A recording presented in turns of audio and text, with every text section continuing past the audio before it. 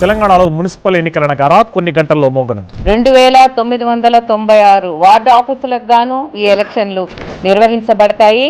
ఇవి ఈ 116 మున్సిపాలిటీస్లోనూ అలాగే 7 మున్సిపల్ కార్పొరేషన్స్ను కవర్ చేస్తూ ఉన్నాయి. ఈ 2 సంవత్సరాల్లో అన్ని ఎన్నికల్లోనే మనం గెలుస్తూ వచ్చినాం. రేపటి మున్సిపల్ ఎన్నికల్లో కూడా అబ్సల్యూట్ మెజారిటీ సాధించి అన్ని మున్సిపాలిటీల మీద కాంగ్రెస్ పార్టీ జెండా ఎగరేస్తే